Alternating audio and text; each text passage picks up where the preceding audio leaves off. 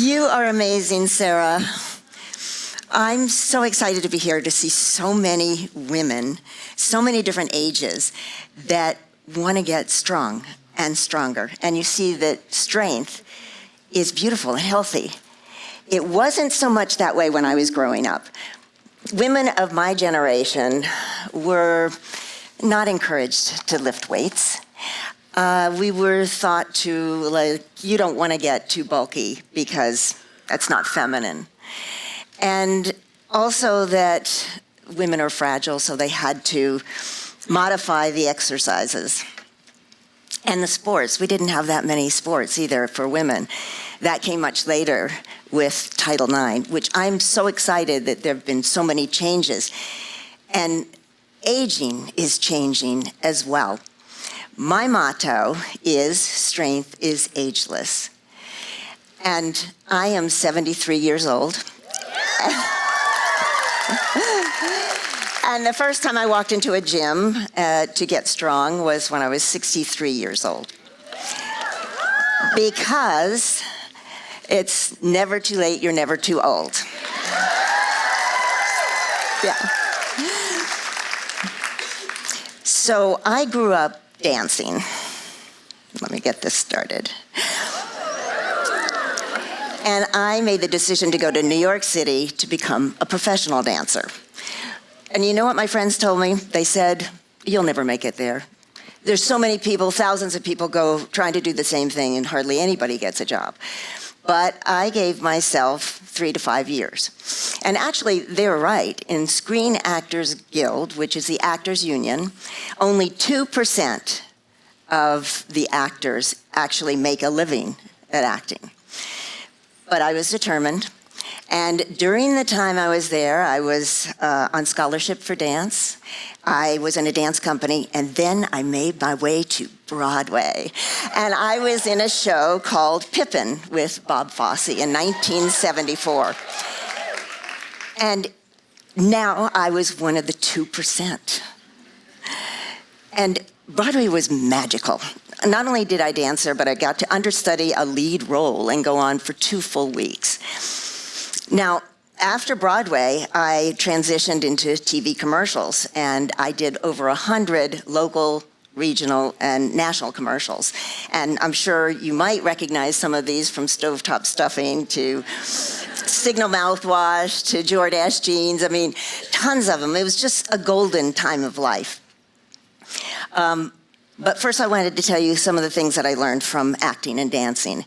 First was the discipline of movement for life. And to never give up, don't let rejection stop you from anything. To be persistent, to believe in yourself, be prepared, and always have a supportive friends and family. So, like I said, this was a golden time for me. I was doing commercials, I got married, I had 2 children, and it was just perfect until it wasn't. My marriage failed, and I had to leave the city, had to leave acting, and the kids and I left for what I call the wilderness. And this was in the Poconos in Pennsylvania.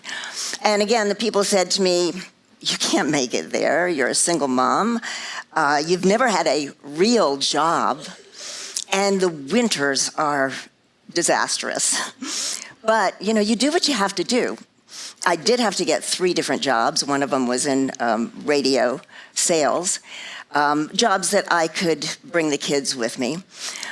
We had to deal with isolation from the winters where we couldn't get out of our house. We were surrounded by woods. We were very remote, a whole mile off of the nearest paved road.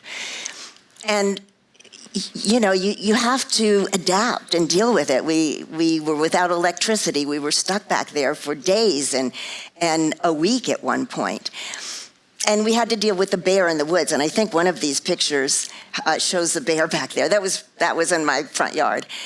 And we had to deal with the bats in the house. And it was a struggle, no doubt. But it was the the worst of times and the best of times. It was beautiful. My kids didn't have social media. They didn't have cell phones. They didn't have cable. They didn't have a computer. So they spent their life outdoors enjoying building teepees in the woods and catching anoles and different things. And it was lovely, but it was a struggle. But now, I wanted to show you some of the things I learned in the wilderness. Always have a plan B in case that bear comes knocking at the door. You have to learn to be self-sufficient, and you don't give up, which is a common theme throughout. Have supportive friends and family. Learn new things like the computer. I had to learn the computer with the sales job. And sometimes the worst things that happen to you turn out to be the best, because I got so strong mentally, not physically yet. And so now I'm going to fast forward. So I met a man. We moved to civilization again with the kids.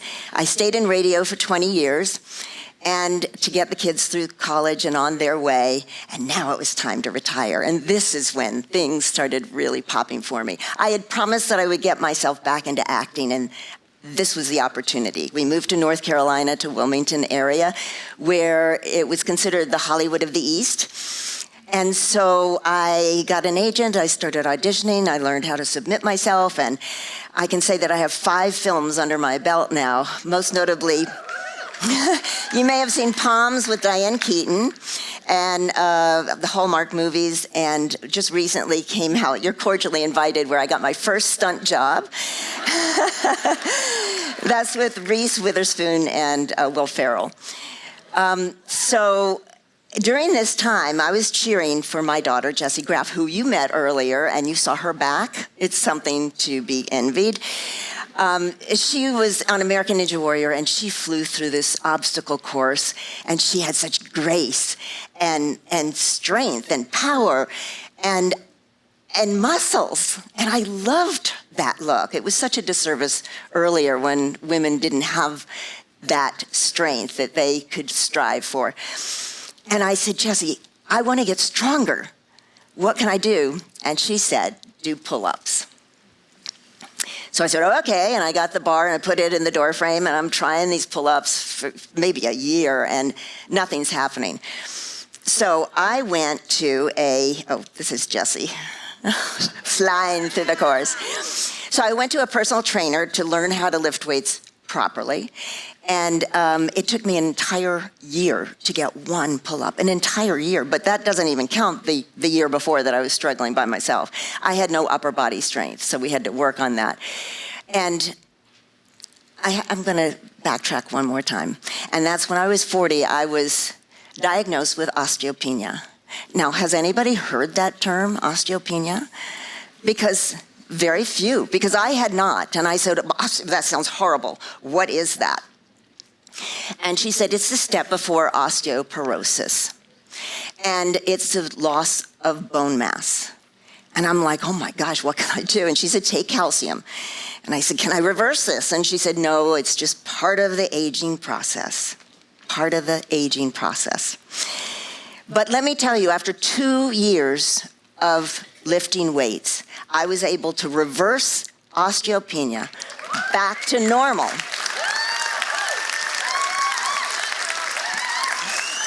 So these statistics are horrible. American women lose 1% to 2% of bone mass every year, and after menopause, you lose up to 20% of your bone mass. So you need to know this when you're in your 20s and 30s and 40s. You have to know those terms, and you have to lift weights. You have to get stronger so your bones stay stronger. You lose, it's 50% of women and 25% of men, 50 plus, will break a bone due to osteoporosis. So maybe, just maybe, if you lift those weights, maybe we can wipe out osteopenia and osteoporosis. Maybe not for everybody, of course, but maybe we can really tone it down. It's the same thing with muscles. You lose muscles as you age, and it can start as young as 30 years old. And you lose up to 1 to 1.5% after age 30. The average person loses 30% of the muscle mass by 60 and 50% by 70. So let's get out there and lift those weights. Let's get strong. What I learned getting stronger is be persistent. You can get stronger with age. I'm living proof. It's never too late. You're never too old. Make a commitment. That's the first step. Be consistent. Form a habit and build on that. And get rid of those old stereotypes that still are around today. You get amazing health benefits. The aging process will continue unless you keep moving. So you've got to change the way you look at things, and the things you look at will change. Now, you ask, how did I get into American Ninja Warrior? Well, Jesse and I were doing season 8, and the producers asked us to do a segment for her hometown story of a mother-daughter training together. And they convinced me to submit a 3-minute video. And they called me. Now I'm going, what do I do? And I found myself on this platform in front of 5 steps that were slanting and far apart, and you had to jump from one to another, and it was over water, and the lights are in my eyes, and I'm like, oh my God, what did I do? But the countdown had started, and I jumped to step 1, and I jumped the 5 feet to step 2, and my foot slipped, and boom, splash, down in the water I go. I was shocked. I was devastated. I went, this can't be happening. What is happening? I've let down my husband, my daughter, every senior in the world. And I couldn't get over it. I kept reliving that moment and hearing the sound of the splash. And my husband said to me, you'll do it again. I went, what? Are you crazy? Why would I do that? And he goes, because you can do it. And my daughter said to me, don't let one fall define you. Look how far you've come. And she was right. So I tried again, and I fail. I fail a lot. But I get up and I try again. And it wasn't until season 15 that I got past that first obstacle, but it was a different one. They tricked me. They didn't use the one that I'd been training on. And I got through that first obstacle, and I did pretty well on the second obstacle. And I earned the title or the record of the oldest person to complete an obstacle. I was like, whoa. Oh, here's the good one. These are the pictures from season 15. So here's what I learned with ANW or American Ninja Warrior. Don't let one fall define you. Through failure, you find strength. Never give up. And it's never too late. You're never too old. And fails do hurt. Oh man, I hurt after that for a long time. And if you fail, get up, train harder, and try again. And you know, strength comes from within. These are the outer muscles that show all the work. But the inner self is what keeps you focused. I love this saying from Winston Churchill: success is not final, failure is not fatal. It's the courage to continue that counts. Now, soon after this, all of a sudden I was contacted by the Guinness World Book of Records, and they said that I was the oldest female ninja competitor in the world. In the world.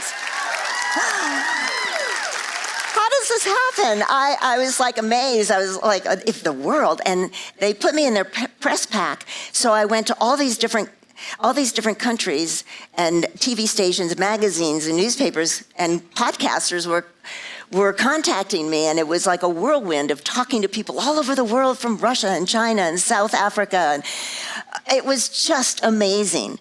And I could tell my story of getting older and getting stronger and the health benefits and how important it is. And I had this great way of being able to reach the world. And just recently, I got this Forbes Women 50 over 50 for making an impact. And I'm like, boy, this is getting pretty cool to get older. Just think what I can do when I'm 80. One more thing I wanted to get in is, I was terrified of heights, and so you have a lot of rope climbing you do in ninja. So this was a trial for me to go just a little bit and get used to it. And you can see actually Jessie down at the bottom of the crane taking a picture. And I got to a certain height and I was like, well, I've had it. I'm ready to come down. She goes, do one more. So I climbed a little bit more and looked down, said, I'm done. And she goes, do one more. So I did one more, trying to reach that at least 40 feet. And I said, that's it. I came down and I said, why are you telling me to keep doing one more? And she said, that's when you get your strongest. To do one more when you feel you can't do it. And I take that with me. I always say, do one more. And there are, to maintain quality of life, I just have like 6 points. I'll go through them quickly. It's the cardio is so important to keep your blood going because your heart is a muscle. Mobility to improve your range of motion, and strength conditioning. We talked about balance exercises and toe and ankle strength. So important so that you fall. If you fall, you can catch yourself. See, it's not just exercise. It's training to live. Right, squats will help you get off the toilet. Deadlifting helps you pick up your kids. Pressing helps you put your suitcase overhead. Lunges will help you take the stairs. Jumping and running will keep you playing. And all of this will keep you from falling. And I will leave you with the words from Audrey Hepburn that impossible actually means I am possible.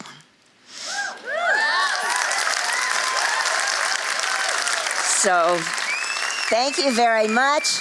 Lift those weights. Get strong, ladies. Thank you so much. Thank you.